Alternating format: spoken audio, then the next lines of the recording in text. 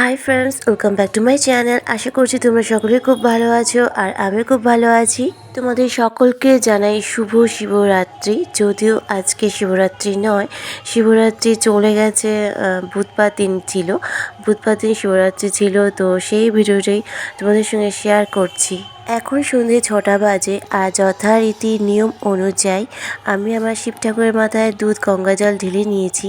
এবারে শিবরাত্রি তিথি পড়েছিল খুব সকালবেলা, তো আমি সকালবেলা শিব ঠাকুরের মাথায় জল ঢালিনি। তো একেবারে সন্ধেবেলা শিব ঠাকুরের মাথায় জল ঢেলে একেবারে মন্দিরে সন্ধেটাও সেরে ফেলেছি।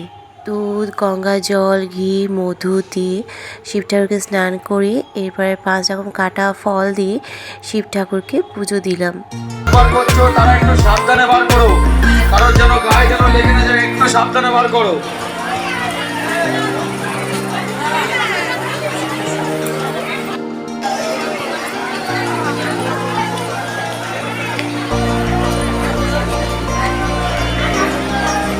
আমাদের এখানে যে সকল প্রশাসনরা সহযোগিতা করতে এসছে তাদেরকে একটু বলছি পিছন দিক থেকে যে আইসক্রিমের দোকান আর সাইকেল গুলো আছে ওইগুলো একটু সরিয়ে দিতে বলবো।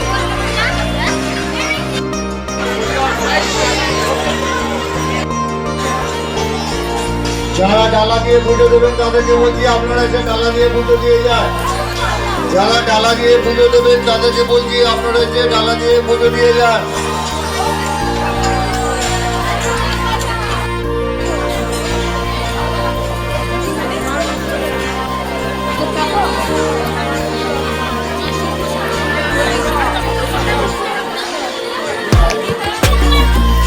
এখন রাত প্রায় 9টা বাজে আর এখন আমি বাড়ি চলে এসেছি।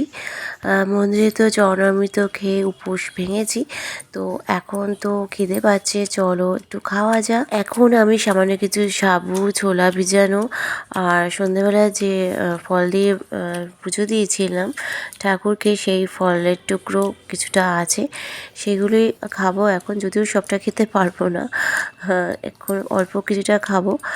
আর পরে রাতের দিকে আর খাইনি, সন্ধ্যেবেলায় যেটুকু খাবার খেয়েছিলাম সেটুকুই খেয়েছিলাম। পরে আর রাতের বেলা উঠে আর কিছু খাইনি, ওতেই আমার পেট ভরে গিয়েছিলো। তো এখনকার মতন এই পর্যন্তই ভিডিওটা, আবার একটা নতুন ভিডিও চলে আসবো। আজকের মতন টাটা।